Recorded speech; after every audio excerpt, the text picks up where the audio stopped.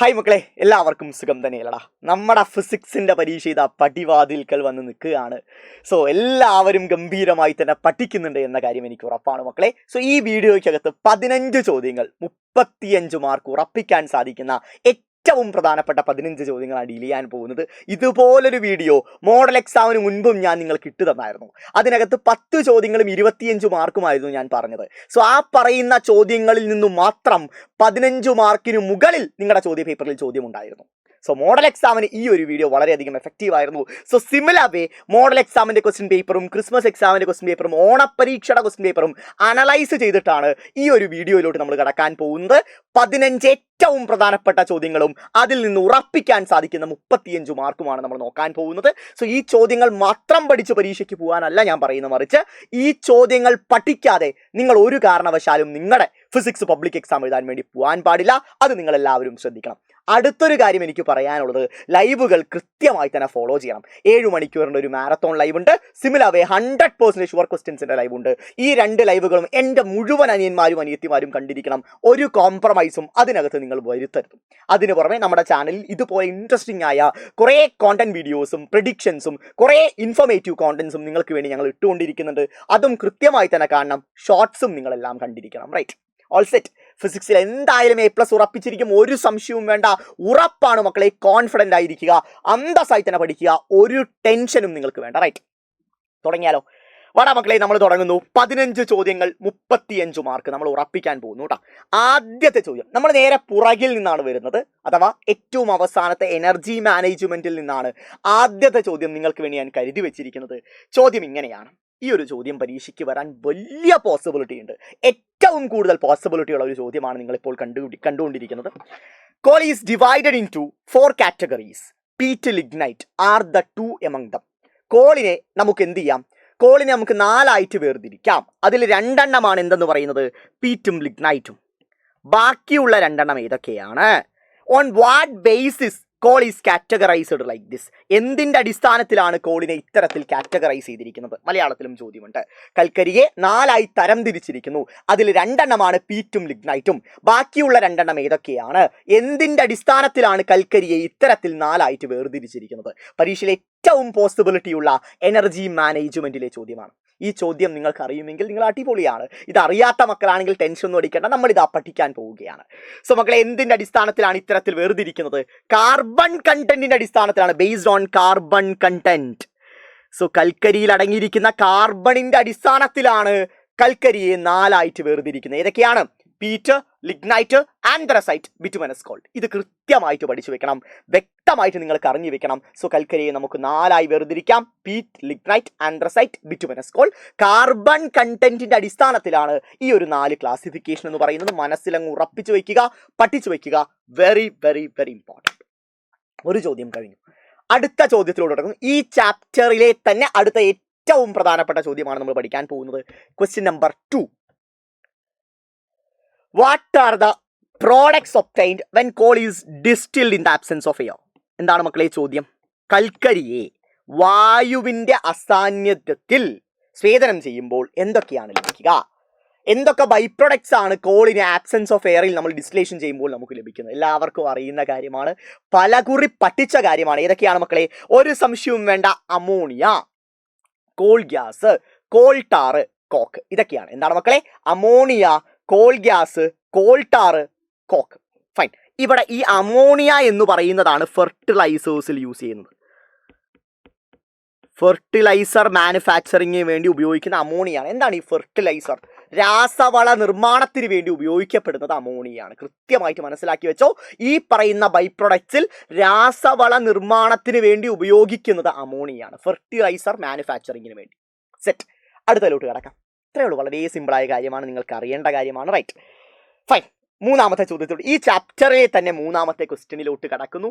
ആ ചോദ്യം നമുക്ക് എല്ലാവർക്കും അറിയാം. നമ്മൾ കുറച്ച് പ്രൊഡക്ഷൻ മെത്തേഡുകൾ പഠിച്ചിട്ടുണ്ട് അല്ലേ? എനർജി എങ്ങനെയൊക്കെയാണ്? സോളാർ ഉണ്ട്, അതുപോലെ തന്നെ ഹൈഡ്രോ പവർ പ്ലാന്റ്സുകൾ ഉണ്ട്, നമുക്ക് എല്ലാവർക്കും അറിയുന്നതാണ്. സിമിലർ ന്യൂക്ലിയർ പവർ സ്റ്റേഷൻസും പവർ പ്ലാന്റ്സും ഉണ്ട്.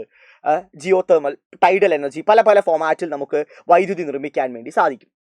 അത് ഓറിയൻറ്റഡായി ഏറ്റവും പ്രധാനപ്പെട്ട ചോദ്യം. കാരണം ഈ ചോദ്യം വരാൻ സാധ്യത എന്ന് പറഞ്ഞു വെച്ചാൽ എൻ്റെ മനസ്സ് പറയുന്നു നമ്മുടെ ഇപ്പോഴുള്ള ഈ ഒരു എനർജി ക്രൈസിസ് ഉണ്ടല്ലോ, ഈ എനർജി ക്രൈസിസിൽ 2 ക്വസ്റ്റ്യൻസ് വരാനാണ് ഏറ്റവും കൂടുതൽ സാധ്യതയുള്ളത്. ഒന്ന് സോളാർ ഓറിയൻറ്റഡ് ആയ ക്വസ്റ്റ്യൻ. ആ സോളാർ ഓറിയൻറ്റഡ് ആയ ക്വസ്റ്റ്യൻ ഐ തിങ്ക് ഞാൻ നിങ്ങളുടെ ആ ക്വസ്റ്റ്യൻ പേപ്പർ പ്രഡിക്ഷൻ വീഡിയോയ്ക്ക് ഇട്ടിട്ടുണ്ടായിരുന്നു, റൈറ്റ്. അടുത്തൊരു പോസിബിലിറ്റി എന്ന് പറഞ്ഞു വെച്ചാൽ ഈ ഒരു ചോദ്യമാണ്. ന്യൂക്ലിയർ പവർ പ്ലാന്റ് അല്ലെങ്കിൽ ന്യൂക്ലിയർ പൊല്യൂഷൻ ഓറിയൻറ്റഡ് ആയ ചോദ്യമാണ്. ന്യൂക്ലിയർ എനർജി പ്രൊഡക്ഷൻ എല്ലാം നമുക്ക് എല്ലാവർക്കും അറിയുന്നതാണ്. അത് നമ്മുടെ കറണ്ട് സിനാരിയോയിൽ വളരെ വാലിഡ് ആയ ഒരു സിറ്റുവേഷനാണ് ന്യൂക്ലിയറും സോളാറും. അതിൽ ഏതെങ്കിലും ഒന്ന് പരീക്ഷയ്ക്ക് ചോദിക്കാൻ സാധ്യതയുണ്ട്. സോ അതിൽ one of the most important question nuclear energy oriented ആയ ചോദ്യമാണ്. നമുക്ക് നോക്കാം. Name the particle responsible for nuclear pollution. Nuclear പൊല്യൂഷന് കാരണമായ കണങ്ങൾ ഏതൊക്കെയാണ്? നമ്മൾ പലകുറി ഈ ചോദ്യം നിങ്ങളെ പഠിപ്പിച്ചതാണ്, നിങ്ങൾക്ക് അറിയേണ്ടതാണ്. ന്യൂക്ലിയർ പൊല്യൂഷൻ എന്ന് പറഞ്ഞാൽ അവിടെ ആൽഫ പാർട്ടിക്കിൾസും ബീറ്റ പാർട്ടിക്കിൾസും ഗാമ പാർട്ടിക്കിൾസുമാണ് ന്യൂക്ലിയർ പൊല്യൂഷന് കാരണമാക്കുന്നത്. How electricity is produced in a nuclear power station. Nuclear power സ്റ്റേഷനിൽ എങ്ങനെയാണ് വൈദ്യുതി ഉൽപ്പാദിപ്പിക്കുന്നത്? വളരെ സിമ്പിളാണ്. ഒരു ന്യൂക്ലിയസ് എടുക്കാം. ഒരു ന്യൂക്ലിയസിനെ നമ്മൾ എന്ത് ചെയ്യുന്നു? 2ആയി സ്പ്ലിറ്റ് ആക്കുന്നു. അപ്പോൾ അതിൽ നിന്ന് എന്ത് പ്രൊഡ്യൂസ് ചെയ്യുന്നു? എനർജി പ്രൊഡ്യൂസ് ചെയ്യുന്നു. ഒരു ന്യൂക്ലിയസിനെ 2ആയി സ്പ്ലിറ്റ് ചെയ്യുമ്പോൾ അതിൽ നിന്ന് എനർജി പ്രൊഡ്യൂസ് ചെയ്യുന്നു. ഈ ഒരു പ്രോസസ്സിനെ വിളിക്കുന്ന പേരെന്താണ്? ന്യൂക്ലിയർ ഫിഷൻ എന്നാണ് പറയുക. Nuclear fission. So nuclear power പ്ലാന്റുകളിൽ എങ്ങനെയാണ് എനർജി പ്രൊഡ്യൂസ് ചെയ്യുന്നത്? ന്യൂക്ലിയർ ഫിഷനിലൂടെയാണ്. അതായത് ഒരു വലിയ ന്യൂക്ലിയസിനെ 2ആയി സ്പ്ലിറ്റ് ചെയ്യുമ്പോൾ അതിൽ നിന്ന് എനർജി എന്ത് ചെയ്യുന്നു? പ്രൊഡ്യൂസ് ചെയ്യുന്നു. ന്യൂക്ലിയർ എനർജി ഉണ്ടാകുന്നു. ഈ ന്യൂക്ലിയർ എനർജി ഉപയോഗിച്ച് നമ്മൾ എന്ത് ചെയ്യുന്നു? വെള്ളം ചൂടാക്കുന്നു. വെള്ളം ചൂടാക്കുന്ന സമയത്ത് അതിൽ നിന്ന് സ്റ്റീം ഉണ്ടാവുന്നു. ആ സ്റ്റീം ഉപയോഗിച്ച് ടർബൈൻ കറക്കുന്നു. ടർബൈൻ കറക്കി കഴിഞ്ഞു വെച്ചാൽ ഇലക്ട്രിക്കൽ എനർജി പ്രൊഡ്യൂസ് ചെയ്യും. ഇത്രയേ ഉള്ളൂ. സോ ന്യൂക്ലിയസിനെ സ്പ്ലിറ്റ് ചെയ്യുമ്പോൾ അവിടെ ന്യൂക്ലിയർ എനർജി പ്രൊഡ്യൂസ് ചെയ്യുന്നു. ആ ന്യൂക്ലിയർ എനർജി ഉപയോഗിച്ച് വെള്ളം തിളപ്പിക്കുന്നു. ആ വെള്ളത്തിൽ നിന്ന് ഹീറ്റ് ഉണ്ടാവുമല്ലോ ഉറപ്പായും. അപ്പോൾ സ്റ്റീം ക്രിയേറ്റ് ചെയ്യപ്പെടുന്നു, നീരാവി ഉണ്ടാവുന്നു, സ്റ്റീം ഉണ്ടാവുന്നു. ആ സ്റ്റീം ഉപയോഗിച്ച് ടർബൈൻ കറക്കുന്നു. ആ ടർബൈൻ കറങ്ങുന്നത് മൂലമാണ് എന്തുണ്ടാവുന്നത്? ഇലക്ട്രിക്കൽ എനർജി പ്രൊഡ്യൂസ് ചെയ്ത്. കൃത്യമായിട്ട് മനസ്സിൽ ഉറപ്പിച്ച് പഠിച്ചോട്ടാ, റൈറ്റ്. അതാണ് അടുത്ത ചോദ്യവും അത് തന്നെയാണ്. What is the energy change taking place? നമുക്ക് എല്ലാവർക്കും അറിയാം എനർജി ചേഞ്ച് എന്താണ് മക്കളെ. Nuclear energy is converted into heat energy. അതെന്തായിട്ട് മാറുന്നു? സ്റ്റീം ആയിട്ട് കറങ്ങുമല്ലേ ടർബൈൻ. സോ മെക്കാനിക്കൽ എനർജി ആയിട്ട് മാറുന്നു. അതിൽ നിന്ന് ഇലക്ട്രിക്കൽ എനർജി പ്രൊഡ്യൂസ് ചെയ്യുന്നു. സെറ്റ്. അടിപൊളിയായിട്ട് മനസ്സിലായി. Nuclear energy, heat energy, mechanical energy, electrical energy. അടുത്തത്, ഈ ന്യൂക്ലിയർ പവർ സ്റ്റേഷനിൽ ഫ്യൂവലായിട്ട് എന്താണ് ഉപയോഗിക്കാമെന്ന് ചോദിക്കും. അതും നിങ്ങൾ മനസ്സിലാക്കണം. ഫ്യൂവൽ എന്ന് പറഞ്ഞാൽ യുറേനിയമാണ്, അല്ലെങ്കിൽ യുറേനിയം 235 ആണ് പൊതുവേ ഫ്യൂവലായിട്ട് യൂസ് ചെയ്യുക. യുറേനിയം അല്ലെങ്കിൽ യുറേനിയം 235 ആണ് ഫ്യൂവലായിട്ട് യൂസ് ചെയ്യുക. ഇതും മനസ്സിനകത്ത് ഉറപ്പിക്കണം. ഇതും പഠിക്കേണ്ടതാണ്. വളരെ വളരെ വളരെ ഇമ്പോർട്ടൻ്റ് ആണ്, റൈറ്റ്. സെറ്റ്. സോ 3 ക്വസ്റ്റ്യൻസ് നമ്മൾ പഠിച്ചെടുത്ത് കഴിഞ്ഞു. 3ഉം എനർജി മാനേജ്മെന്റ് എന്ന് പറയുന്ന ചാപ്റ്റർ ഓറിയന്റഡ് ആയ ചോദ്യങ്ങളാണ്. മനസ്സിൽ ഉറപ്പിച്ച് വെക്കേണ്ട ചോദ്യങ്ങളാണ്. അടുത്തത് ക്വസ്റ്റ്യൻ നമ്പർ 4, 4ാമത്തെ ചോദ്യം. Vision and world of colours. അതിൽ നിന്ന് ഈ കഴിഞ്ഞ മോഡൽ എക്സാമിന് ഞാൻ നിങ്ങൾക്ക് പ്രെഡിക്റ്റ് ചെയ്ത ചോദ്യമായിരുന്നു പ്രിസം. അത് അതുപോലെ തന്നെ ചോദിച്ചു. ആ ഡിസ്പേർഷൻ ചോദിച്ചായിരുന്നു, ഒരു സംശയമില്ല. സോ അടുത്തത് എൻ്റെ ഒരു പ്രഡിക്ഷൻ എന്ന് പറഞ്ഞാൽ റെയിൻബോ തന്നെയാണ്. റെയിൻബോയ്ക്ക് അത്ര തന്നെ പ്രാധാന്യമുണ്ട്, അത്ര തന്നെ പോസിബിലിറ്റി ഉണ്ട് റെയിൻബോയിൽ നിന്നൊരു ചോദ്യം വരാൻ. സോ ഇതുപോലൊരു ചിത്രം നൽകിയിട്ട് അത് കംപ്ലീറ്റ് ചെയ്യാൻ ചോദിക്കാറുണ്ട്. അവിടെ പുറത്തു വരുന്ന 2 ലൈറ്റ് റേസിൻ്റെ കളർ എന്തൊക്കെയാണെന്ന് ചോദിക്കാറുണ്ട്. സോ ചോദ്യം ഇങ്ങനെയായിരിക്കും. Redraw and complete the picture. Identify the colour x and y. What is the shape of the rainbow when observed from an aeroplane. ഇത്തരത്തിൽ ചോദ്യങ്ങൾ ചോദിക്കാറുണ്ട്. സിമ്പിളായിട്ട് ഉത്തരം പറയാം. ഇതാണ് അതിൻ്റെ കംപ്ലീറ്റ് റേ ഡയഗ്രാം എന്ന് പറയുന്നത്. നോക്കടാ മക്കളെ, സൂര്യനിൽ നിന്ന് ലൈറ്റ് റേ വരുന്നു. അത് ആദ്യം സംഭവിക്കുന്നത് എന്താണ്? ഫസ്റ്റ് നടക്കുന്ന ഡിസ്പേർഷൻ ആണ്. ആ സൺലൈറ്റ് അതിൻ്റെ കോൺസ്റ്റുവൻറ്റ് കളേഴ്സായി സ്പ്ലിറ്റപ്പ് ആവുന്നു. അതിൻ്റെ ഘടകവർണ്ണങ്ങളായിട്ട് എന്ത് ചെയ്യുന്നു? വേർതിരിയുന്നു. അതിൻ്റെ ഘടകവർണ്ണങ്ങളായിട്ട് ഈ പറയുന്ന സൺലൈറ്റ് വേർതിരിയപ്പെടുന്നു. അടുത്തത് കോൺസ്റ്റുവൻറ്റ് കളേഴ്സായി സ്പ്ലിറ്റപ്പ് ആവുന്നില്ലേ? സോ അതിനുശേഷം ഈ പറയുന്ന റെയിൻ ഡ്രോപ്പിൻ്റെ ഏറ്റവും അകത്ത് ഇന്റേണലി നടക്കുന്ന എന്താണ്? ഇന്റേണൽ റിഫ്ലക്ഷൻ ആണ്. ആന്തര പ്രതിപതനമാണ് അതിനകത്ത് നടക്കുന്നത്. അതിൽ നിന്ന് പുറത്തോട്ട് വരുമ്പോൾ എന്ത് നടക്കുന്നു? റിഫ്രാക്ഷൻ അഥവാ അപവർത്തനം നടക്കുന്നു. ഇതാണ് 3 പ്രോസസ്സുകൾ. എൻ്റെ മുഴുവൻ അനിയന്മാരും അനിയത്തിമാരും പഠിച്ചു വെക്കണം. പ്രകാശ പ്രകീർണനമാണ്, ആന്തര പ്രതിപതനം രണ്ടാമത്തെ, 3ാമത്തെ റിഫ്രാക്ഷൻ. സെറ്റ്. ഓക്കെ. അടുത്ത കാര്യം, ഇവിടെ ഏറ്റവും മുകളിലുള്ള നിറം എന്ന് പറഞ്ഞാൽ വയലറ്റ് ആയിരിക്കും. ഏറ്റവും താഴെയുള്ള നിറം എന്ന് പറഞ്ഞാൽ റെഡ് ആയിരിക്കും. നമ്മൾ സാധാരണഗതിയിൽ മഴവില്ല് കാണുമ്പോൾ മുകളിൽ റെഡും താഴെ വയലറ്റുമാണ്. പക്ഷേ ഇവിടെ ഒരു റെയിൻ ഡ്രോപ്പിൽ നിന്ന് പുറത്തു വരുന്ന കളേഴ്സിൽ മുകളിൽ വയലറ്റും താഴെ റെഡും ആയിരിക്കും. ഇത് മനസ്സിൽ അങ്ങ് ഉറപ്പിച്ചു വെക്കുക. അടിപൊളിയായി പഠിച്ചു വെക്കുക. ഓക്കെ. ഇനി അടുത്തൊരു ചോദ്യം. What is the shape of the rainbow when we observed from aeroplane. എയ്റോപ്ലെയിനിൽ നിന്ന് നമ്മൾ നോക്കുന്ന സമയത്ത് റെയിൻബോന്റെ ഷേപ്പ് എന്തായിരിക്കും? ഒരു സംശയം വേണ്ട, സർക്കുലർ ഷേപ്പ് ആയിരിക്കും കേട്ടോ. Yes, it is circular shape. Rainbow നമ്മൾ എയ്റോപ്ലെയിൻ നോക്കുമ്പോൾ അതൊരു സർക്കുലർ ഷേപ്പിലായിരിക്കും റെയിൻബോ ഉണ്ടായിരിക്കുക. എല്ലാവരും മനസ്സിലാക്കണം. ക്ലിയർ അല്ലേ? അതുപോലെ തന്നെ നിങ്ങൾ തിരിച്ചറിയേണ്ട മറ്റൊരു കാര്യം എന്ന് പറഞ്ഞു വെച്ചാൽ സൂര്യൻ ഓപ്പോസിറ്റ് ഡയറക്ഷനിലായിരിക്കും റെയിൻബോ ഉണ്ടാവുക. അതുകൂടി മനസ്സിലാക്കണം. സൂര്യൻ ഈസ്റ്റ് ആണെങ്കിൽ റെയിൻബോ വെസ്റ്റ് ആയിരിക്കും. സൂര്യൻ കിഴക്കാണെങ്കിൽ റെയിൻബോ പടിഞ്ഞാറായിരിക്കും. അത് കൃത്യമായി തന്നെ മനസ്സിലാക്കുക കേട്ടോ. ഇതാണ് റെയിൻബോ ഓറിയന്റഡ് ആയ വളരെ പ്രധാനപ്പെട്ട ചോദ്യം, പഠിക്കേണ്ടതാണ്. അടുത്ത ക്വസ്റ്റ്യനിലോട്ട് കിടക്കുന്നു. ഈ ചാപ്റ്ററിലെ അടുത്ത പ്രധാനപ്പെട്ട ചോദ്യം 5ാമത്തെ ചോദ്യത്തിലോട്ട് കിടക്കുന്നു. വാടാ, explain the scientific reason for the following. താഴെ നൽകിയിരിക്കുന്നതിന്റെ സയന്റിഫിക് റീസൺ എന്താണ്? Path of the sunlight is visible in A misty morning. നമുക്ക് എല്ലാവർക്കും അറിയാം, മഞ്ഞുമൂടിയ ദിവസങ്ങളിൽ പ്രകാശത്തിന്റെ പാത തെളിഞ്ഞു കാണുന്നു. മഞ്ഞുമൂടിയ ദിവസം നിങ്ങൾ രാവിലെ പുറത്തോട്ട് ഇറങ്ങി നോക്കിക്കഴിഞ്ഞു വെച്ചാൽ ആ സൂര്യരശ്മികൾ വരുന്ന പാത കൃത്യമായി തന്നെ കാണുന്നു. ഇത് ഏത് ഫിനോമിനയാണ്? ഇത് ഏത് പ്രതിഭാസമാണ് മക്കളെ? Yes, it is known as Tyndall effect. Tyndall പ്രഭാവം അഥവാ ടിൻഡൽ എഫക്റ്റ് ആണ്. ഇതേ കാര്യം തന്നെയാണ് ചെറിയ ജനൽപ്പാളികൾക്കിടയിലൂടെ പ്രകാശത്തിൻ്റെ രശ്മി കാണുന്നതൊക്കെ ഇതേ കാര്യം തന്നെയാണ്. വളരെ ക്ലൗഡി ആയ ഒരു റീജിയണിൽ മഞ്ഞുമൂടിയ ഒരു ദിവസം നമ്മൾ വാഹനത്തിൽ ഹെഡ്ലൈറ്റ് ഇട്ട് പോകുമ്പോൾ ആ ഹെഡ്ലൈറ്റിൽ കൃത്യമായിട്ട് പാത്ത് വിസിബിൾ ആവാനുള്ള കാരണവും ഇത് തന്നെയാണ്. സോ എന്താണ് ടിൻഡൽ എഫക്റ്റ് എന്ന് പറഞ്ഞാൽ? പ്രകാശം ഒരു കൊളോയിഡൽ സൊല്യൂഷനിലൂടെ, ഒരു കൊളോയിഡൽ ദ്രവത്തിലൂടെ കടന്നു പോകുന്ന സമയത്ത് അതിനകത്തുള്ള കണങ്ങളിൽ തട്ടി അല്ലെങ്കിൽ അതിനകത്തുള്ള കണങ്ങൾ പ്രകാശിതമാകുന്നു. റൈറ്റ്? അതായത് ലൈറ്റ് ഇങ്ങനെ ഒരു കൊളോയിഡൽ സൊല്യൂഷനിലൂടെ കടന്നു പോകുമ്പോൾ ആ കൊളോയിഡിനകത്ത് ചെറിയ ചെറിയ പാർട്ടിക്കിൾസ് ഉണ്ടാവും. സോ ആ പാർട്ടിക്കിൾസ് ഈ ലൈറ്റ് വന്ന് പതിക്കുന്നതിനാൽ തന്നെ അതെന്താവുന്നു? അത് പ്രകാശിതമാകുന്നു. സോ ആ ഫിനോമിനയാണ് ടിൻഡൽ എഫക്റ്റ്. ഓൾറെഡി ഡീറ്റെയിൽ ആയി പറഞ്ഞു എന്നാണ്, ജസ്റ്റ് മനസ്സിലാക്കി വെച്ചോ. അടുത്ത, Newton colour disc is appears to be white when rotated fast. ന്യൂട്ടന്റെ കളർ ഡിസ്ക് വേഗത്തിൽ കറക്കുമ്പോൾ വെള്ള നിറത്തിൽ കാണപ്പെടുന്നു. അതിന്റെ കാരണം എന്താണ്? അതിന്റെ കാരണം പേഴ്സിസ്റ്റൻസ് ഓഫ് വിഷൻ ആണ്. വീക്ഷണത സ്ഥിരതയാണ്. ഒരു കാഴ്ച നമ്മൾ കണ്ടു കഴിഞ്ഞു വെച്ചാൽ അത് നമ്മുടെ കണ്ണിൽ 1/16 സെക്കൻഡ് നിലനിൽക്കും. അഥവാ 0.0625 സെക്കൻഡ് ഒരു കാഴ്ച നമ്മുടെ കണ്ണുകളിൽ നിലനിൽക്കും. അതെല്ലാവരും അറിയേണ്ട കാര്യമാണ്. ഒരു എക്സാമ്പിൾ പറയുവാണെങ്കിൽ, ഒരു വളരെ സിമ്പിളായ ഒരു എക്സാമ്പിൾ പറയുവാണെങ്കിൽ, നിങ്ങളിപ്പോൾ എൻ്റെ വീഡിയോ കണ്ടുകൊണ്ടിരിക്കുന്നുണ്ട്. പക്ഷെ നിങ്ങൾ ഇടയ്ക്കിടെ കണ്ണ് ചിമ്മുന്നുണ്ട്. പക്ഷെ ആ കണ്ണ് ചിമ്മുന്ന ആ ഒരു ബ്രേക്ക് നിങ്ങൾക്ക് അനുഭവപ്പെടുന്നില്ലല്ലോ. ഇല്ല, നമുക്കത് കണ്ടിന്യൂസ് ആയിട്ടാണ് നിങ്ങൾ എൻ്റെ വീഡിയോ കണ്ടുകൊണ്ടിരിക്കുന്നത്. ആ കണ്ണ് ചിമ്മുമ്പോഴുള്ള ആ ഒരു ബ്രേക്ക് നിങ്ങൾക്ക് അനുഭവപ്പെടുന്നില്ല. ഇത് നമ്മൾ എവിടെ സിനിമ കാണുമ്പോൾ, തിയേറ്ററിൽ പോയി കാണുമ്പോഴും ഇതേ കാര്യം തന്നെയാണ്. കണ്ടിന്യൂസ് ആയിട്ടാണ് നമുക്ക് തോന്നുന്നത്. കാരണം ആ കാഴ്ച നമ്മുടെ കണ്ണുകളിൽ ഈ പറയുന്ന ഇത്രയും മൈന്യൂട്ട് ടൈമിൽ എക്സിസ്റ്റ് ചെയ്യുന്നുണ്ട്. സോ അതുകൊണ്ടാണ് നമുക്ക് ആ ബ്രേക്ക് അനുഭവപ്പെടാത്തത്. സിമിലർ വേ, നിങ്ങളിപ്പോൾ മഴ, ഇന്നലെ ഭയങ്കര വേനൽ മഴയുണ്ടായിരുന്നു. റൈറ്റ്? സോ മഴ പെയ്യുന്ന നിങ്ങളൊന്ന് പുറത്തിറങ്ങി നോക്കി കഴിഞ്ഞു വെച്ചാൽ ഈ മഴത്തുള്ളികളെല്ലാം ഒരു ഗ്ലാസ് റോഡ് പോലെ അനുഭവപ്പെടാറുണ്ട്. സോ അതിന് കാരണവും ഇതേ പേഴ്സിസ്റ്റൻസ് ഓഫ് വിഷൻ തന്നെയാണ്. കാരണം ഒരു കാഴ്ച നമ്മുടെ കണ്ണുകളിൽ 0.0625 സെക്കൻഡിൽ നിലനിൽക്കും എന്ന കാര്യം തിരിച്ചറിയുക, പഠിച്ചു വയ്ക്കുക. അടുത്ത, rising and setting of sun appears to be red. എന്താണ് മക്കളെ ഇതിൻ്റെ കാരണം? സൂര്യൻ ഉദിക്കുമ്പോഴും സൂര്യൻ അസ്തമിക്കുമ്പോഴും ചുവന്ന നിറത്തിൽ കാണപ്പെടാറുണ്ട്. What is the reason for that? കാരണം നമുക്കറിയാം, സൂര്യൻ ഉദിക്കുമ്പോഴും അസ്തമിക്കുമ്പോഴും നമ്മളിൽ നിന്ന് സൂര്യൻ വളരെയധികം ദൂരത്തിലായിരിക്കും. സോ കൂടുതൽ ഡിസ്റ്റൻസ് ട്രാവൽ ചെയ്തു വേണം സൺലൈറ്റ് നമ്മളിലോട്ടെത്താൻ. സോ സൺലൈറ്റിൽ അടങ്ങിയിരിക്കുന്ന റെഡ് ഒഴികെയുള്ള ബാക്കിയുള്ള എല്ലാ കോൺസ്റ്റുവന്റ് കളേഴ്സും സ്കാറ്റർ ചെയ്യും. അവയ്ക്കെല്ലാം വിസരണം സംഭവിക്കും. പക്ഷേ ചുവപ്പ് നിറത്തിന് തരംഗദൈർഘ്യം കൂടുതലാണ്, അവന് വേവ് ലെങ്ത് കൂടുതലാണ്. സോ അവന് സ്കാറ്ററിങ് കുറവായിരിക്കും. അവൻ കൂടുതൽ ദൂരം ട്രാവൽ ചെയ്ത് നമ്മുടെ കണ്ണുകളിലോട്ട് എത്തുന്നു. റൈറ്റ്? സോ ഇതിൻ്റെ പ്രധാന കാരണം എന്ന് പറഞ്ഞാൽ എന്താണ്? സ്കാറ്ററിങ് ആണ്, വിസരണമാണ്. സ്കാറ്ററിങ് അഥവാ വിസരണമാണ് ഇതിൻ്റെ കാരണം എന്ന് പറയാം. കൃത്യമായിട്ട് മനസ്സിലാക്കി വെച്ചോ, വ്യക്തമായി പഠിച്ചു വെച്ചോ. വളരെ ഇമ്പോർട്ടൻ്റ് ആണ്, പരീക്ഷകളിൽ ചോദിക്കുന്നതാണ് കേട്ടോ. ക്വസ്റ്റ്യൻ നമ്പർ 6 അടുത്ത ചാപ്റ്ററിലോട്ട് കടക്കുകയാണ്. അഥവാ നമ്മൾ വിഷനും കംപ്ലീറ്റ് ചെയ്തു. അടുത്ത ചാപ്റ്ററിലോട്ട് കിടക്കുന്ന എല്ലാവരും ശ്രദ്ധിക്കുക. നെക്സ്റ്റ് ചാപ്റ്റർ എന്ന് പറഞ്ഞാൽ മാഗ്നറ്റിസം ആണ്. കാരണം ആകെ 2 ചോദ്യങ്ങളെ മാഗ്നറ്റിസത്തിൽ നിന്ന് ഞാൻ നിങ്ങൾക്ക് വേണ്ടി കരുതി വെച്ചിട്ടുള്ളൂ. ആ 2 ചോദ്യങ്ങളും പറഞ്ഞു തരാം. ഈ കഴിഞ്ഞ മോഡൽ എക്സാമിന് മോട്ടർ ഓറിയൻറ്റഡ് ആയ ചോദ്യം ചോദിച്ചായിരുന്നു. മോട്ടോർ പ്രിൻസിപ്പിളും ചോദിച്ചായിരുന്നു. മോട്ടറിൻ്റെ കൺസ്ട്രക്ഷൻ ഓറിയൻറ്റഡ് ആയ ചോദ്യവും ചോദിച്ചായിരുന്നു.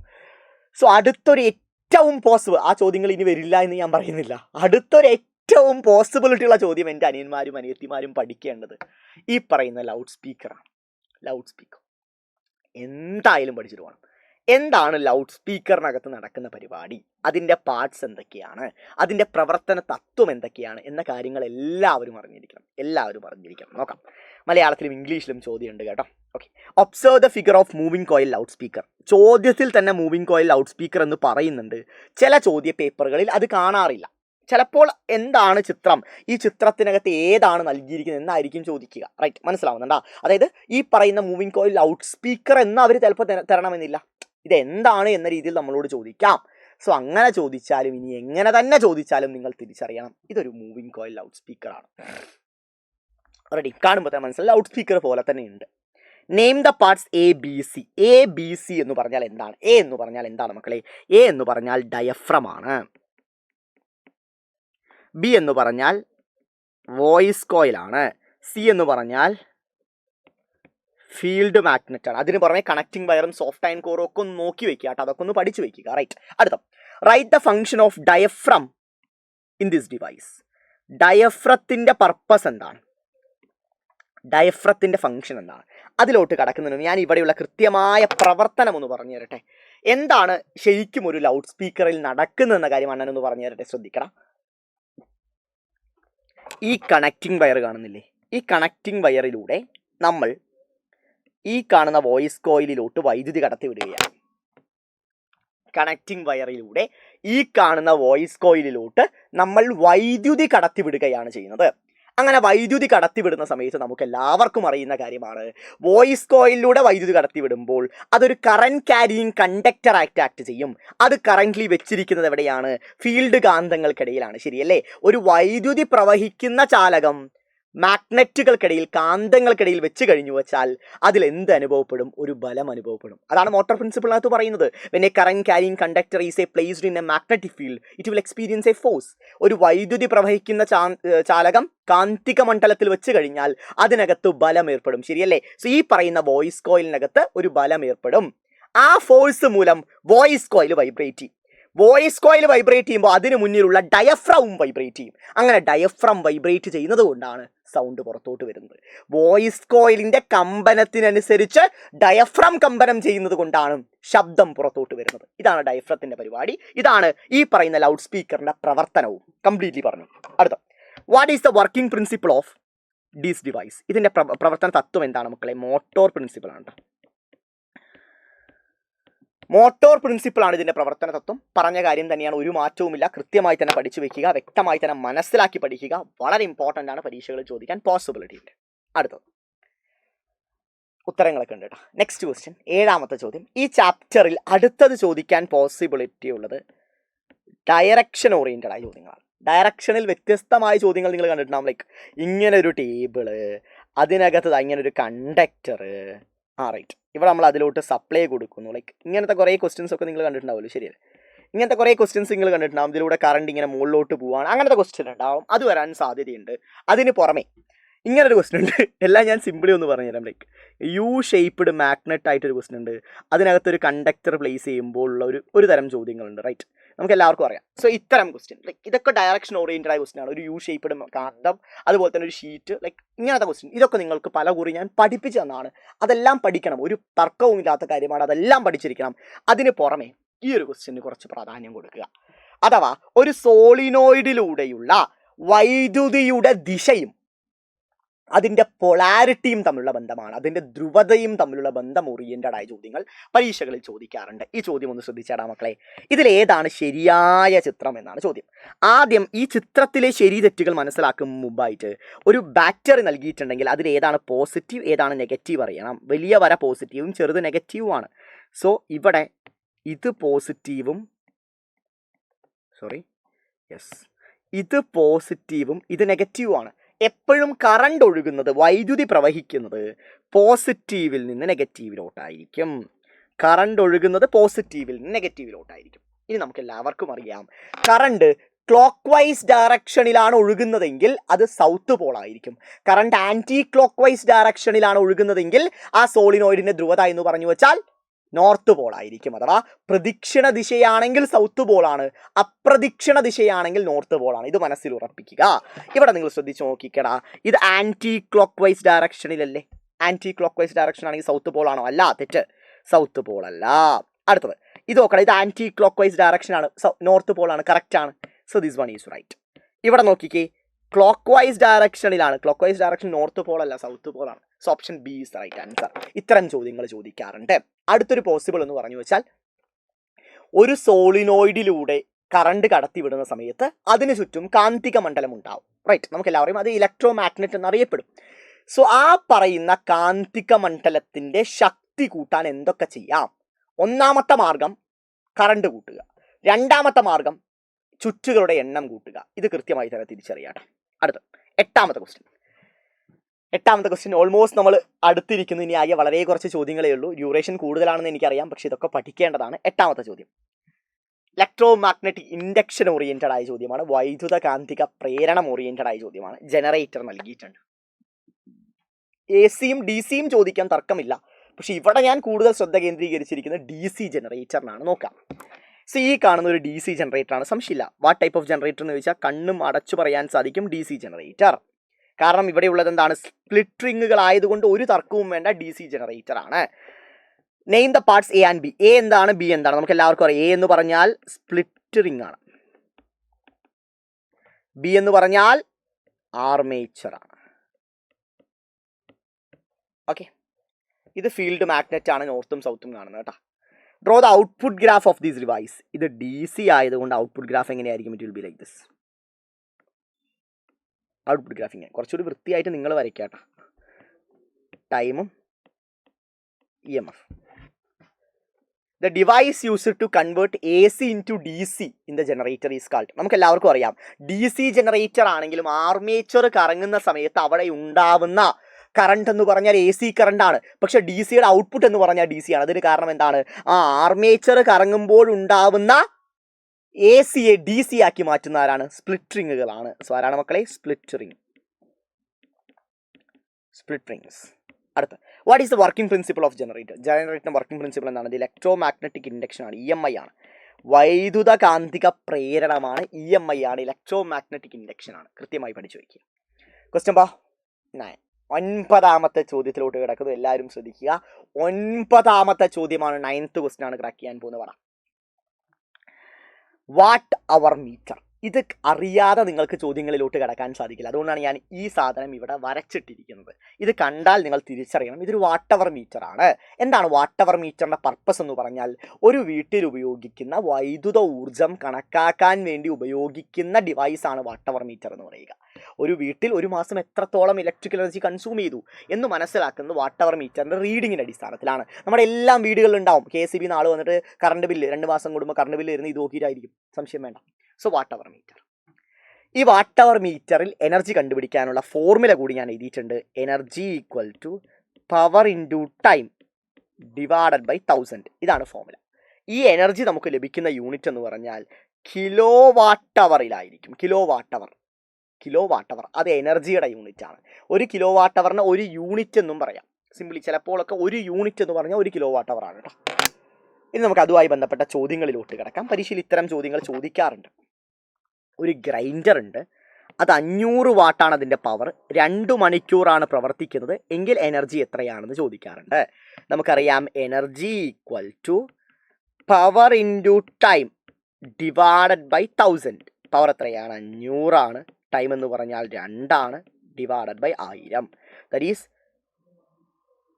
1000 ഡിവൈഡഡ് ബൈ 1000 എന്ന് വരും. ശരിയല്ലേ? 500 ഇൻറ്റു 2 1000 ആണ്. സോ 1000/1000 എത്രയാണ്? 1 കിലോ വാട്ട് അവർ എന്ന് വരും. 1 കിലോ വാട്ട് അവർ എന്ന് വരും. ക്ലിയർ അല്ലേ? ഇതിന് വാല്യൂസ് മാറി ചോദിക്കാറുണ്ട്.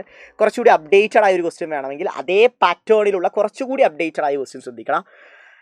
ഇവിടെ ഒരു ബൾബ് ഒരു അയൺ ബോക്സ് ഉണ്ട്. എല്ലാത്തിനെയും പവർ നൽകിയിട്ടുണ്ട്. 6 മണിക്കൂർ വീതമാണ് ഒരു ദിവസം പ്രവർത്തിക്കുന്നത് എങ്കിൽ കാൽക്കുലേറ്റ് ദ മന്ത്ലി കൺസപ്ഷൻ. ഒരു മാസത്തെ വൈദ്യുത കൺസപ്ഷൻ ആണ് കണ്ടുപിടിക്കുക. ഒരു മാസത്തെ എനർജി കൺസപ്ഷൻ ആണ് കണ്ടുപിടിക്കാം. നമുക്ക് ഫോർമുല അറിയാം. Energy equal to power into time divide by 1000 ആണ്. So energy equal to power എത്രയാണ്?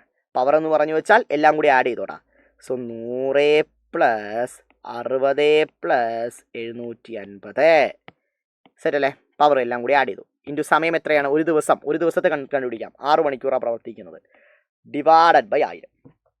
കണക്കൂട്ടാ. 750 + 100 850. 850 + 60 910. സോ 910 ഇൻറ്റു 6 കേട്ടോ. സോ ഒരു ദിവസത്തെ എനർജിയാണ് energy consumed per day. 910 into 6 divided by 1000. Calculate ചെയ്യട്ടാ. കാൽക്കുലേറ്റർ എടുക്കട്ടെ. 910 ഇൻറ്റു 6 5460 കേട്ടോ, ഡിവൈഡ് ബൈ 1000. സോ ഒരു ദിവസത്തെ എനർജി കൺസപ്ഷൻ എന്ന് പറഞ്ഞാൽ 5.46 കിലോ വാട്ട് അവർ ആയിരിക്കും ഒരു ദിവസത്തെ ഊർജ്ജ ഉപയോഗം. ഒരു മാസത്തെ കണ്ടുപിടിക്കണമെങ്കിലോ, എനർജി കൺസപ്ഷനെ മന്ത് കണ്ടുപിടിക്കണമെങ്കിലോ, ഒരു ദിവസം 5.46 ആണെങ്കിൽ ഒരു മാസത്തിൽ ഒരു ആവറേജ് 30 ദിവസം കൊണ്ടൊന്ന് എടുക്കാം. സോ 5.46 ഇൻറ്റു 30 ചെയ്താൽ മതി. സോ 5.46 ഇൻറ്റു 5.46 ഇൻറ്റു 30 163.8 163.8 ആണ് നമ്മുടെ കിലോ വാട്ട് അവറിൽ തന്നെ പറയണം. ഇതാണ് ഒരു മാസത്തെ എനർജി കൺസപ്ഷൻ എന്ന് പറയുന്നത്. ചില ചോദ്യ പേപ്പറുകളിൽ ഒരു യൂണിറ്റിന് 5 രൂപയാണെങ്കിൽ ടോട്ടൽ ഒരു മാസം എത്ര കറണ്ട് ബില്ല് അടിക്കണം അങ്ങനെയൊക്കെ ചോദിക്കാം. അപ്പോൾ ഇതിനെ ആ പൈസ കൊണ്ട് മൾട്ടിപ്ലൈ ചെയ്താൽ മതി. ഇത് ഒരു യൂണിറ്റ്, ഇത് 163.8 യൂണിറ്റ് ഉണ്ട്. അപ്പോൾ ഒരു യൂണിറ്റിന് 5 രൂപയാണെങ്കിൽ ഇൻറ്റു 5 ചെയ്താൽ മതി. അപ്പോൾ ഒരു മാസത്തെ കറണ്ട് ബില്ല് കിട്ടും. ചിലപ്പോൾ അങ്ങനെയൊക്കെ നമ്മളെ കുഴപ്പിക്കുന്ന തരത്തിൽ ചോദിക്കാറുണ്ട്. എങ്ങനെ തന്നെ ചോദിച്ചാലും എൻ്റെ അനിയന്മാരും അനിയത്തിമാരും ഉത്തരം എഴുതിയിരിക്കണം. റൈറ്റ്, അടുത്തലോട്ട് കിടക്കാം. 10ാമത്തെ ചോദ്യം കേട്ടോ, ഓൾമോസ്റ്റ് നമ്മൾ ക്ലോസ് ആയിരിക്കുന്നു. 10ാമത്തെ ചോദ്യം റിഫ്ലക്ഷൻ ഓറിയൻറ്റഡ് ക്വസ്റ്റ്യൻസ് ആണ്. എല്ലാത്തിനെയും അപ്ലിക്കേഷൻ കൃത്യമായിട്ട് മനസ്സിലാക്കണം. സെക്യൂരിറ്റി മിറേഴ്സ് ആണെങ്കിൽ കോൺവെക്സ് ആണ്, റയർ വ്യൂ മിറേഴ്സ് കോൺവെക്സ് ആണ്. ഇതിൻ്റെ പർപ്പസ് എന്ന് പറഞ്ഞാൽ മാഗ്നിഫൈ ചെയ്ത് കാണിക്കും എന്ന് പറയില്ല, മാക്സിമം ഫീൽഡ് ഓഫ് വ്യൂ ആണ്. മാക്സിമം ഫീൽഡ് ഓഫ് വ്യൂ ആണ്. കോൺവെക്സ് മിററിൻ്റെ പർപ്പസ് എന്ന് പറഞ്ഞാൽ മാക്സിമം ഫീൽഡ് ഓഫ് വ്യൂ ആയിരിക്കും ഉണ്ടാവുക, അഥവാ വീക്ഷണ വിസ്തൃതി കൂടുതലായിരിക്കും. പുറകെ വരുന്ന വാഹനങ്ങളെല്ലാം നമുക്ക് കാണാൻ സാധിക്കും. റൈറ്റ്, വലിപ്പവും കുറവായിരിക്കും. അതുകൂടി മനസ്സിലാക്കുക. കോൺവെക്സ് അല്ലേ. കോൺകേവ് മിറർ, ഇതാണ് മാഗ്നിഫൈ ചെയ്ത് കാണിക്കുക, വലിപ്പം കൂട്ടി കാണിക്കുക. മാഗ്നിഫൈ ചെയ്ത് കാണിക്കും, വലുതാക്കി കാണിക്കും. ഷേവിംഗ് മിറർ, നമ്മുടെ ഇവിടെയൊക്കെ ചെറിയ ചെറിയ രോമങ്ങൾ ഉണ്ടെങ്കിൽ പോലും നമുക്ക് കാണണം, അല്ലെങ്കിൽ എന്തെങ്കിലും മുറിവുകൾ തട്ടുമ്പോൾ കാണണം. റൈറ്റ്, സോ മാഗ്നിഫൈ ചെയ്ത് കാണിക്കും. കോൺകേവ് മിററാണ് യൂസ് ചെയ്യുക. ഷേവിംഗ് മിറർ, ഡെന്റിസ്റ്റ് വായിക്കകം നോക്കാൻ വേണ്ടിയിട്ടും കോൺകേവ് മിററാണ്. സോളാർ കോൺസെൻട്രേറ്റേഴ്സിനകത്ത് കോൺകേവ് മിററാണ്. ടോർച്ച് ലൈറ്റിനകത്തുള്ളത് കോൺകേവ് മിററാണ്. ഹെഡ് ലൈറ്റിനകത്തുള്ളത് കോൺകേവ് മിററാണ്. അതൊക്കെ കൃത്യമായി മനസ്സിലാക്കുക.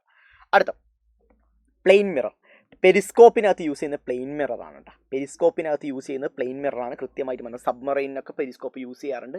പ്ലെയിൻ മിററാണ്. അടുത്തൊരു കിടുക്കാച്ചി ചോദ്യമാണ് ഇതുമായിട്ട് ഞാൻ നിങ്ങൾക്ക് മുന്നിൽ വെക്കുന്നത്. ഒരു വളരെ പ്രധാനപ്പെട്ട ചോദ്യമാണ്, പഠിക്കേണ്ട ചോദ്യമാണ്. അയ്യോ, ഈ ചോദ്യത്തിന് ഞാൻ ക്വസ്റ്റ്യൻ നമ്പർ ഇട്ടില്ല. സോ ഇത് നിങ്ങൾക്കൊരു ബോണസ് ക്വസ്റ്റ്യൻ, സോറി അറിയാതെ ഇടാതിരുന്നാണ്. സോ അത് കൂടാതെയാണ് ഒരു 15 ചോദ്യങ്ങൾ കേട്ടോ. സോറി, അപ്പോൾ അതൊന്ന് അഡ്ജസ്റ്റ് ചെയ്യാം കേട്ടോ. എല്ലാവരും ഒന്ന് അഡ്ജസ്റ്റ് ചെയ്യുക. വലിയ പ്രശ്നമുള്ളതല്ല, എങ്കിലും ഒന്ന് അഡ്ജസ്റ്റ് ചെയ്യാം.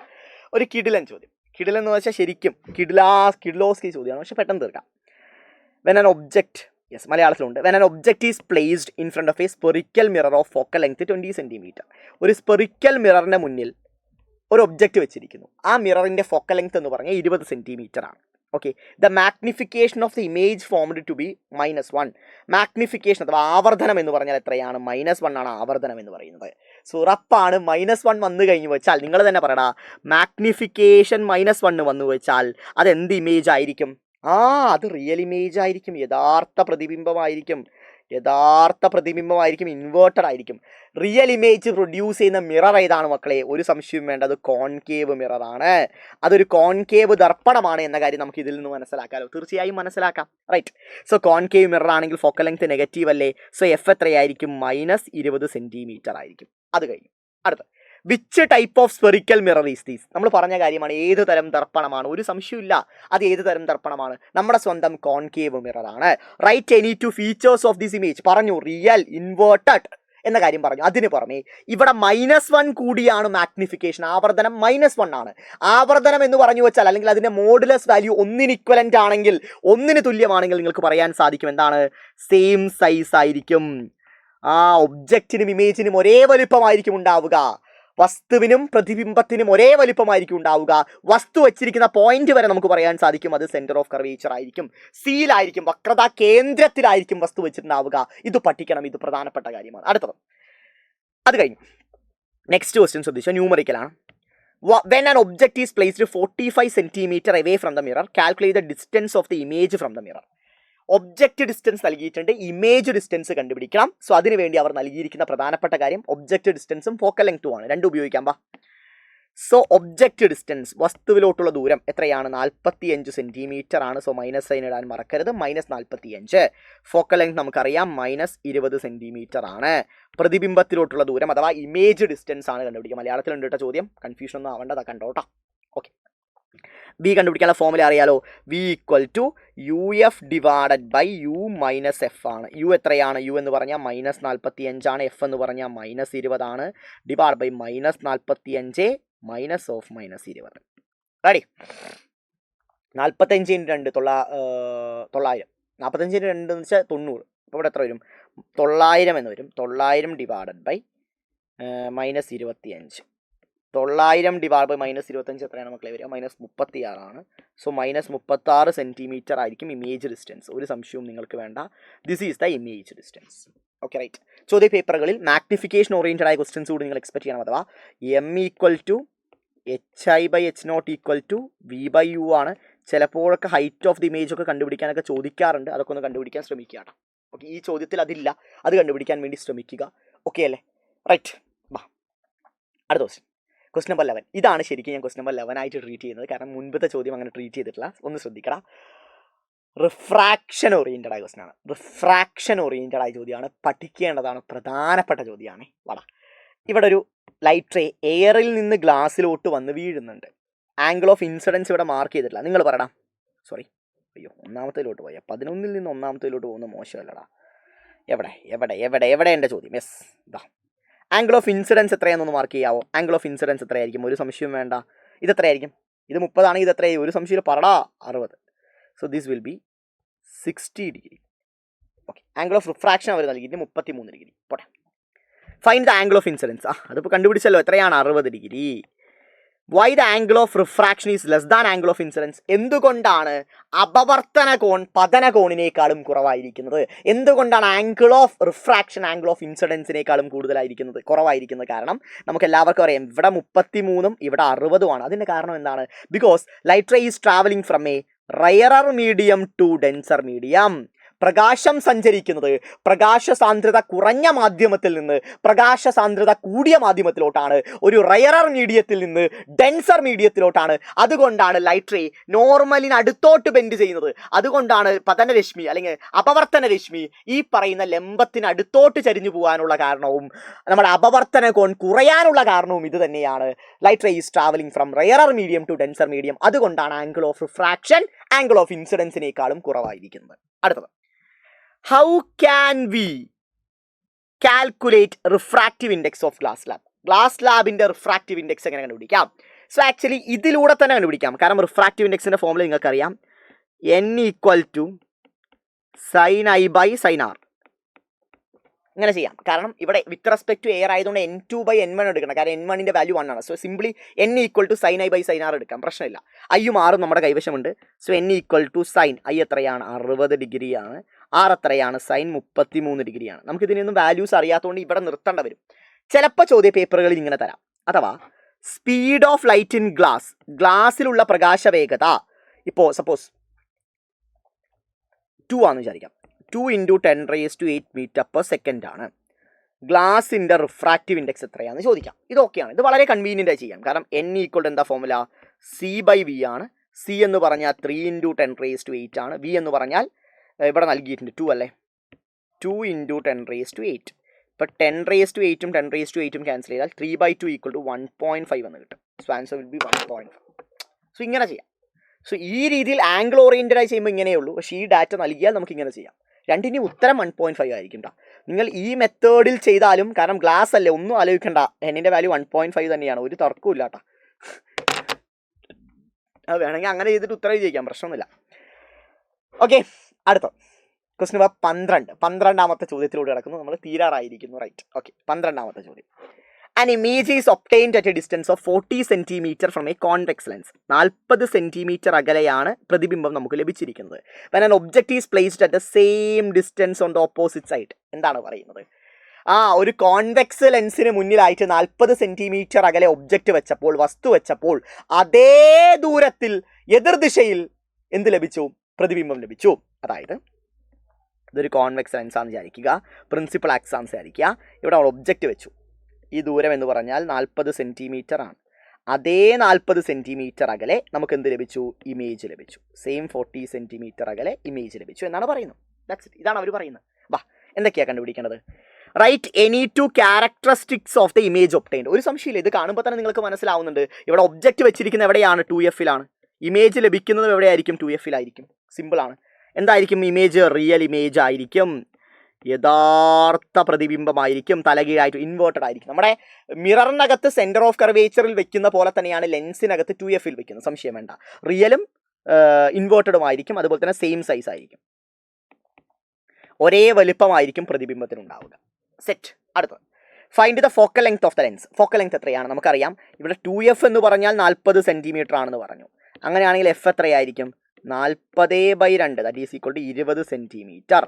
നിങ്ങൾ നെഗറ്റീവ് സൈൻ ഇടണം. മിറർ ആണെങ്കിൽ കോൺകേവ് മിറർ ആയതുകൊണ്ട് നെഗറ്റീവ് സൈൻ ഇടാം. പക്ഷേ ഇവിടെ നെഗറ്റീവ് സൈൻ ഇടേണ്ട ആവശ്യമില്ല, കാരണം ഇത് കോൺവെക്സ് ലെൻസ് ആണ്. ഫോക്കൽ ലെങ്ത് പോസിറ്റീവ് ആണ്. ഉത്തരം 40 സെൻറ്റിമീറ്റർ എന്ന് തന്നെ എഴുതി വെച്ച്, 20 സെൻറ്റിമീറ്റർ എന്ന് തന്നെ എഴുതി വെച്ചാൽ മതി. നെഗറ്റീവ് സൈൻ ഇടേണ്ട ആവശ്യമില്ല കേട്ടോ. റൈറ്റ്. അതിൻ്റെ ശരിക്കുള്ള പ്രതിബിംബ രൂപീകരണം ഇവിടെ നൽകിയിട്ടുണ്ട്. ഇത് കൃത്യമായി മനസ്സിലാക്കി വെച്ചോ. പലകുറി പഠിപ്പിച്ചതാണ്, പഠിച്ചു വെക്കേണ്ടതാണ്. റൈറ്റ്. അടുത്തലോട്ട് കിടന്നാലോ? നെക്സ്റ്റ് വണ്ണിലോട്ട് കിടക്കുന്നു. ശ്രദ്ധിക്കണം. അടുത്ത ചോദ്യം ഇതുപോലെ തന്നെ പ്രധാനപ്പെട്ട ഒരു ചോദ്യമാണ്, ശ്രദ്ധിക്കേണ്ട ചോദ്യമാണ്. Yes, an image is formed 15 centimetre away from a convex lens of focal length 10 centimetre. Image distance നമുക്ക് നൽകിയിട്ടുണ്ട്, പ്രതിബിംബത്തിൻ്റെ ദൂരം നമുക്ക് നൽകിയിട്ടുണ്ട്, ഫോക്കൽ ദൂരവും നൽകിയിട്ടുണ്ട്. What is the distance of the object from the convex lens? വസ്തുവിലോട്ടുള്ള ദൂരമാണ് കണ്ടുപിടിക്കേണ്ടത്. നോക്കാം, ഗിവൺ ഡാറ്റ എഴുതാണ്ട. So image distance V = 15 centimetre. Convex lens അല്ലേ, പോസിറ്റീവ് ആയിരിക്കും. ഫോക്കൽ ലെങ്ത് എത്രയാണ്? Focal length 10 centimetre. What distance of an object from the convex lens? Object distance കണ്ടുപിടിക്കാം. So guys, we have to find the value of u ആണ് നമുക്ക് കണ്ടുപിടിക്കാനുള്ളത്. എങ്ങനെ കണ്ടുപിടിക്കാം? സിമ്പിളായി കണ്ടുപിടിക്കാം, ഒരു പ്രശ്നവുമില്ല. യു കണ്ടുപിടിക്കാനുള്ള ഫോമുല നമുക്കറിയാം. യു കണ്ടുപിടിക്കാനുള്ള ഫോമുല നമ്മൾ പഠിച്ചില്ലേ? U = VF / F - V. നമുക്ക് എല്ലാവർക്കും അറിയുന്ന ഫോമുലയാണ്. V എത്രയാടാ? 15 ആണ്. F എത്രയാടാ? 10 ആണ്. Divide by 10 - 15. 15 × 10 150 ആണ്. 150 divide by -5, that is equal to -30 centimetre. So you എത്രയാണെന്ന് കിട്ടി? -30 സെൻറ്റിമീറ്റർ ആണ് യുവിൻ്റെ വാല്യൂ. കൃത്യമായിട്ട് മനസ്സിലാക്കി വയ്ക്കുക. അടുത്തത്, if the object 3 centimetre height, what is the height of the image? വസ്തുവിൻ്റെ ഉയരം എന്ന് പറഞ്ഞാൽ ഹൈറ്റ് ഓഫ് ദ ഒബ്ജക്റ്റ് നൽകിയിട്ടുണ്ട് 3 centimetre. Height of the image കണ്ടുപിടിക്കണം. സിമ്പിളാണ്, മാഗ്നിഫിക്കേഷൻ കണ്ടുപിടിച്ചാൽ മതി. M = HI/H0 ആണ്. അല്ലെങ്കിൽ M നമുക്ക് ആദ്യം V ഉപയോഗിച്ച് കണ്ടുപിടിക്കാം അല്ലേ. M = V/U ആണ്. V എത്രയാണ്? V എന്ന് പറഞ്ഞു വെച്ചാൽ 15 ആണ്. 15 ഡിവൈഡ് ബൈ -30, ഉത്തരം എത്ര കിട്ടും? -1/2, ദാറ്റ് ഈസ് -0.5. സോ ആവർത്തനം എന്ന് പറഞ്ഞാൽ -0.5 ആണ്. ഇത് ഉപയോഗിച്ച് ഹൈറ്റ് ഓഫ് ദി ഇമേജ് കണ്ടുപിടിക്കാം. സിമ്പിളാണ്. M = HI/H0 ആണ്. സോ HI = M × H0 എന്ന് എഴുതാം. ആവർത്തനം എത്രയാണ്? -0.5 ആണ്. H0 എത്രയാണ്? H0 നമുക്ക് ചോദ്യത്തിൽ നൽകിയിട്ടുണ്ട്. എവിടാ? 3 ആണ്. സോ -0.5 × 3, ഉത്തരം എത്രയാണ്? -1.5 സെൻറ്റിമീറ്റർ. -1.5 സെൻറ്റിമീറ്റർ. ഇതായിരിക്കും നമ്മുടെ ഹൈറ്റ് ഓഫ് ദി ഇമേജ് എന്ന് പറയാം. -1.5 centimetre. What is the characteristics of the image? ഇമേജിൻ്റെ ക്യാരക്ടറിസ്റ്റിക്സ് എന്തായിരിക്കും? നിങ്ങൾ ഇവിടെ തന്നെ നോക്കിയാൽ മതി.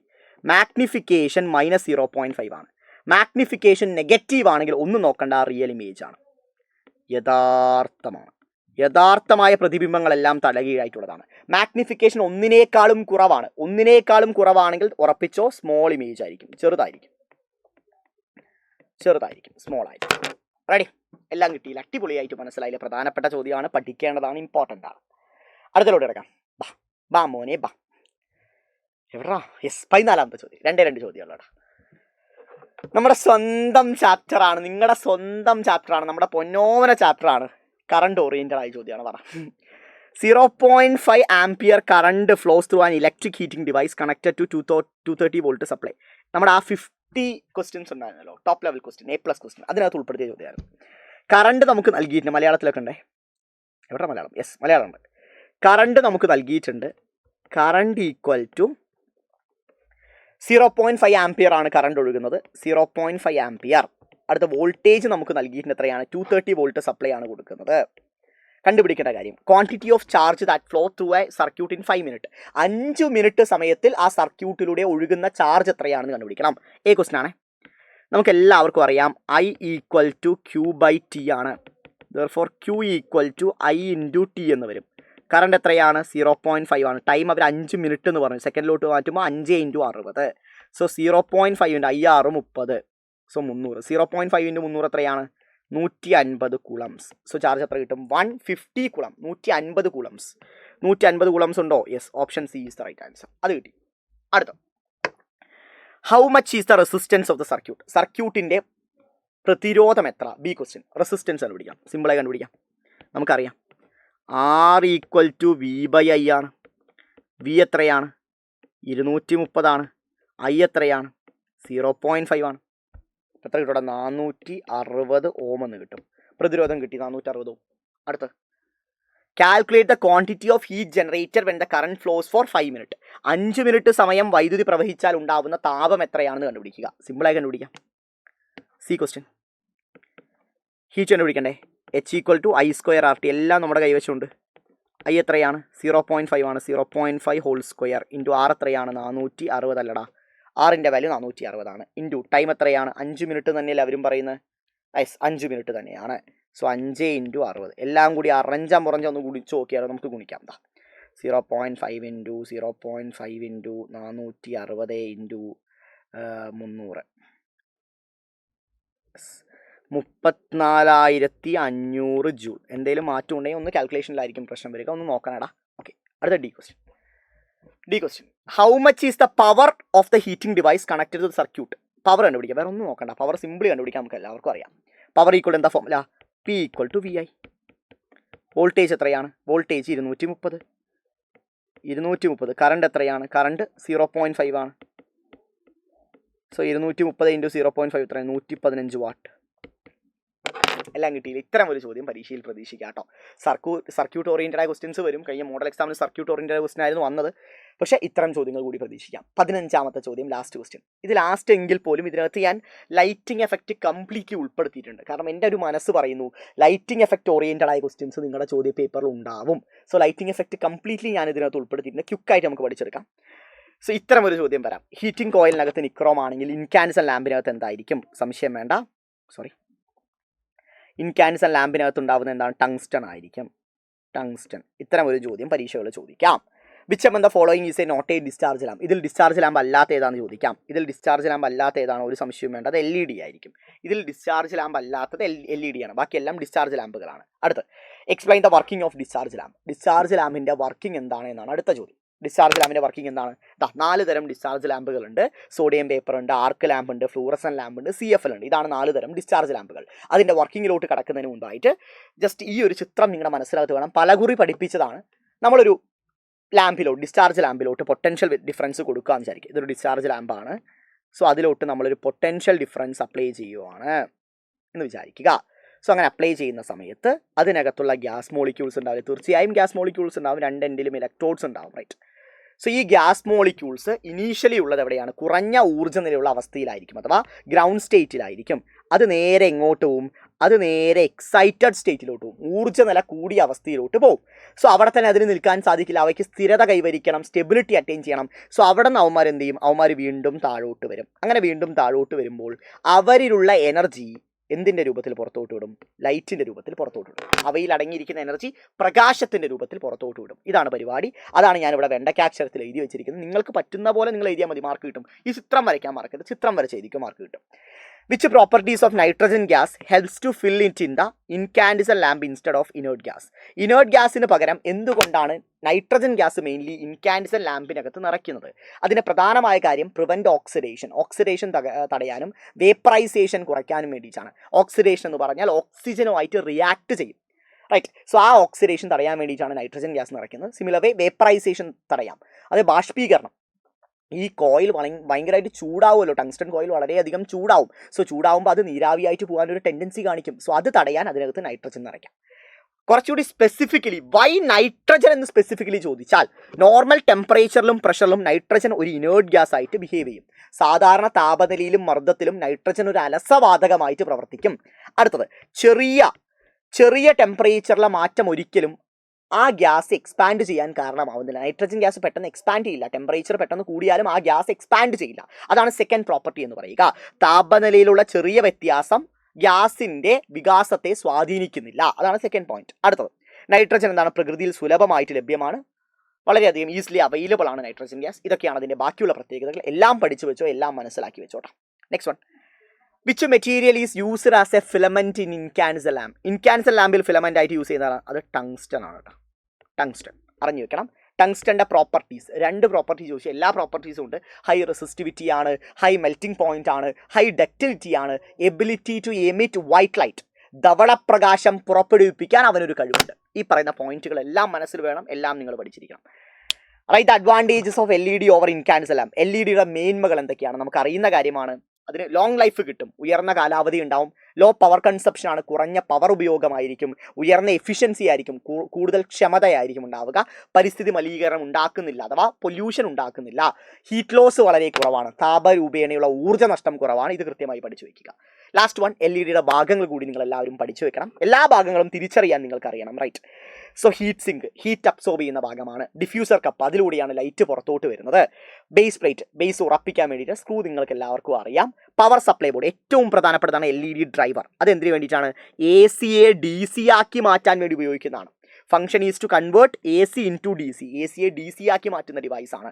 പ്രിന്റഡ് സർക്യൂട്ട് ബോർഡ് അല്ലെങ്കിൽ LED ചിപ്പ് ബോർഡ്, അതിനകത്താണ് LED ബൾബുകൾ ഉറപ്പിച്ച് വയ്ക്കുന്നത് കേട്ടോ. റൈറ്റ്, ഇത്രയും കാര്യങ്ങൾ പഠിച്ചു വയ്ക്കുക. സോ ഇതിലും നിങ്ങൾ കൃത്യമായി തന്നെ ആൻസർ പറയണം. ഇതെന്താണ്? ഹീറ്റ് സിങ്ക് ആണ്. ഹീറ്റ് സിങ്ക് ഇതെന്താണ്? ഈ സാധനമാണ് ആ ഒരു ചിത്രത്തിൽ തരുന്നത് കേട്ടോ. ഇത് കാണുമ്പോൾ നമുക്ക് വേറെ എന്താണെന്ന് തോന്നും. ആക്ച്വലി ഇത് പവർ സപ്ലൈ ബോർഡാണ് കേട്ടോ. പവർ സപ്ലൈ ബോർഡാണ്. ഇങ്ങനെയാണ് ചിത്രങ്ങളിൽ ചിലപ്പോൾ തരിക. റൈറ്റ്, ഇതുപോലെ തരും. അത് പവർ സപ്ലൈ ബോർഡായിരിക്കും. പവർ സപ്ലൈ ബോർഡായിരിക്കും. ക്ലിയർ? ദാറ്റ്സ് ഇറ്റ് മക്കളെ. ഇത്രയും ചോദ്യങ്ങൾ പഠിച്ചു വയ്ക്കുക. എന്നെ കൊണ്ട് പറ്റുന്ന രീതിയിലുള്ള കോൺസെപ്റ്റുകൾ ഞാൻ നിങ്ങൾക്ക് ഈ പറയുന്ന ചോദ്യങ്ങളുടെ എണ്ണത്തിൽ പഠിപ്പിച്ചു തന്നു. ഇതിൽ നിന്നുള്ള ചോദ്യങ്ങൾ പരീക്ഷയ്ക്ക് വരാൻ വളരെയധികം പോസിബിലിറ്റി ഉണ്ട്. അടിപൊളിയായിട്ട് പഠിക്കുക, കോൺഫിഡൻ്റ് ആയിട്ട് പരീക്ഷ എഴുതുക. അതായത് ഈ ചോദ്യം തന്നെ പരീക്ഷയിൽ എക്സ്പെക്റ്റ് ചെയ്യാതെ ഈ ടോപ്പിക്കിൽ നിന്ന് ഏതു തരം ചോദ്യം വന്നാലും എനിക്ക് ഉത്തരം എഴുതാൻ സാധിക്കും എന്ന കോൺഫിഡൻസിൽ എല്ലാവരും പരീക്ഷാ ഹാളിലോട്ട് കയറി ചെല്ലുക. എല്ലാം നിങ്ങളെ പഠിപ്പിക്കും. ഗംഭീരമായിട്ട് A+ നമ്മൾ ഉറപ്പിക്കും. തല ഉയർത്തിപ്പിടിച്ച് തന്നെ പരീക്ഷാ ഹാളിൽ നിന്ന് നിങ്ങൾ ഓരോരുത്തരും പുറത്തോട്ട് വരും എന്ന കാര്യം എനിക്ക് ഉറപ്പാണ്. So guys, all the best. Love you all. Live കാണുക. ബൈ.